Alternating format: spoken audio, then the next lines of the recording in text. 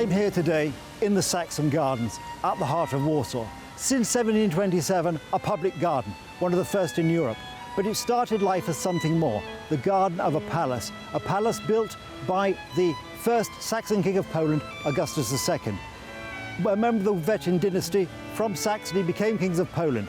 Why were they here? What were they doing? Why did they build this palace? And what is more, what is the Saxon axis? An exercise in urban planning. Join me in Poland Daily History today when we find out more.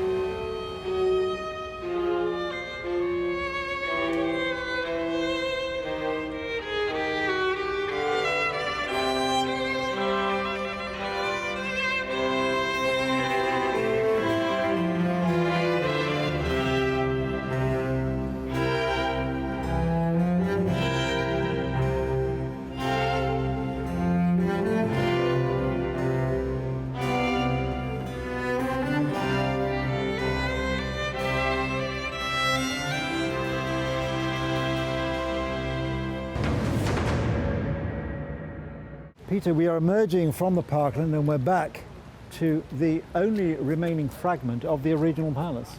Yeah. Which became, in 1925, the Tomb of the Unknown Soldier.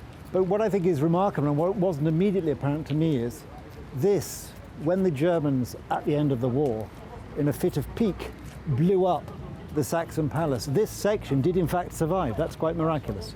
That's true. That's true.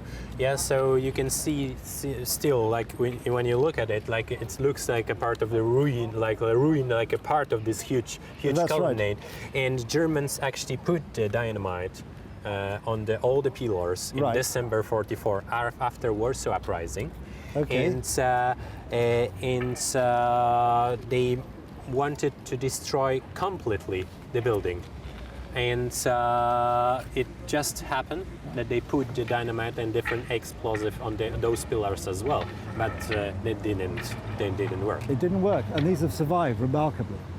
It just is almost miraculous when you think about it, that the one section which should have survived is, of course, this tomb to the unknown soldiers. It's almost as if there was some higher power at work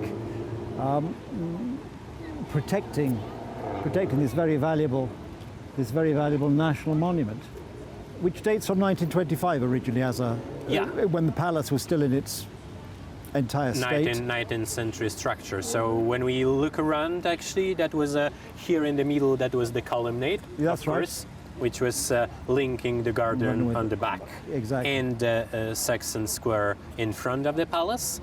And there were two huge wings on both sides. Actually, those parts which are now covered with grass. Yeah. And in the middle, they picked up this colonnade actually to build the unknown soldier monument here, which was the monument for all the heroes of the independent fights during World War I and just after World War I. And one of the soldiers was actually from the cemetery in Lviv. Right. His body was transferred here, buried here in 1925, and symbolically his grave became the grave for all the fighters. And the soldiers still mount guard all the time, 24 hours a day, to this day. So I imagine there's been some restoration work since the Second World War on it, but it is still, for me, just absolutely amazing that of all the things that they tried to destroy, they didn't succeed. This bit, and it reminds me in a funny sort of way of the picture you see of Hiroshima, and the church survived. Everything else is flattened. I mean, it's probably a similar sort of, for me, it's a similar sort of idea that this one. Yeah.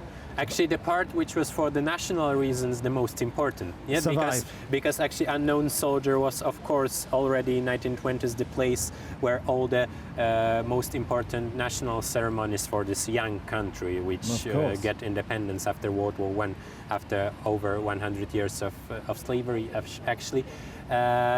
All the most important ceremonies were held in here. So for the Constitution Day, for the Independence Day, for the different occasions, foreign delegations were putting flowers in commemorate the unknown soldier.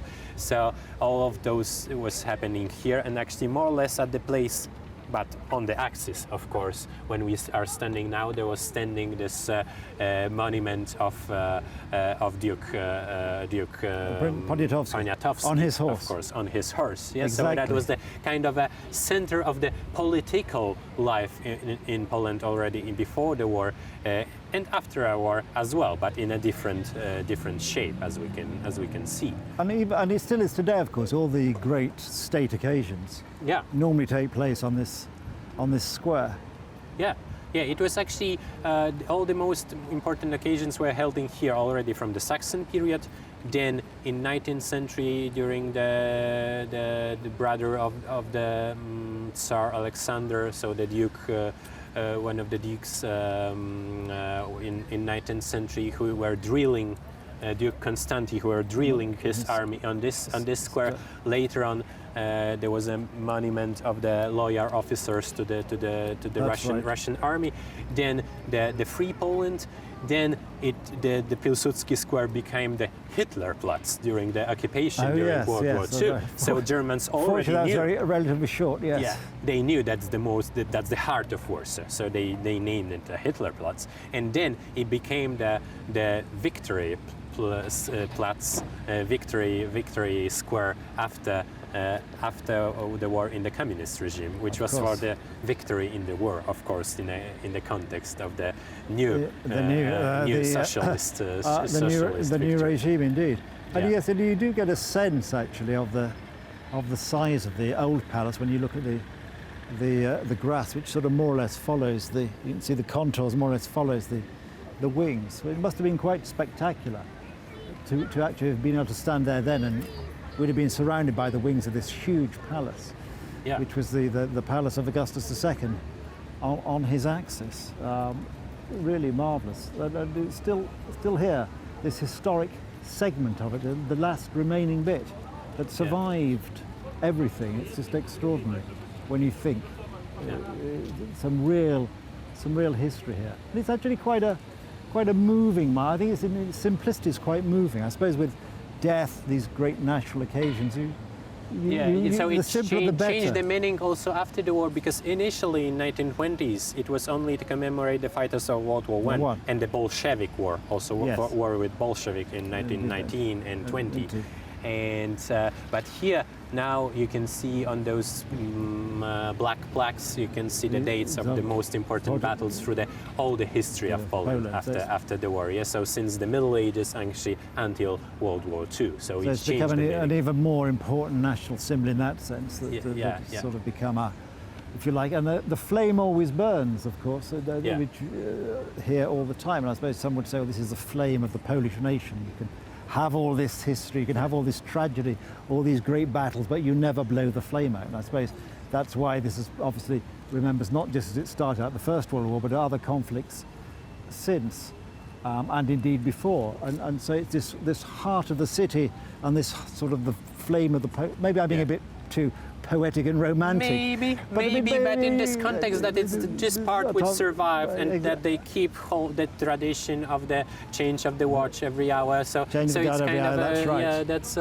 that's really like meaningful and kind of poetic in a way. Yes, exactly. If we can say. I think history that you should have some poetry in history as well. Of course, you are telling the story of this case. We're telling the story of the people, two kings particularly, but in the context of there being kings of Poland as well. So we're also telling the story of Poland. We're telling the story of part of this is also the story of the Second World War to a certain extent, because this is as a result of the Second World War, the fact we're standing here and we're not surrounded by the original 19th century palace.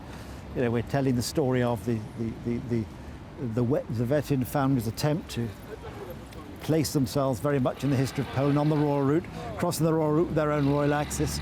So a lot of things come together actually at this point.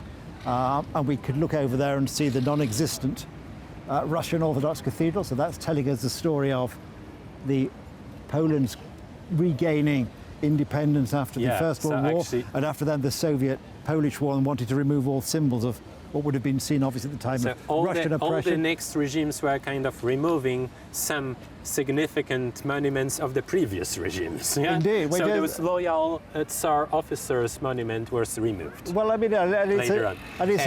The Orthodox Cathedral, which used to be there in late 19th century, it was also removed in 1920s because it became the most important national square for the new country, and they wanted to remove all the things which were connected somehow. And it's an interesting, because it's a debate. We talk about history never really ending, obviously, and of course it's a debate that has been had even more recently with this in other places where people have wanted to remove statues or commemorations of Soviet troops, because that was seen obviously, whereas from the Russian point of view this is liberating Poland, from the Polish point of view it was rather different. So again, it's a debate which never really ends, this each generation reinventing its symbols.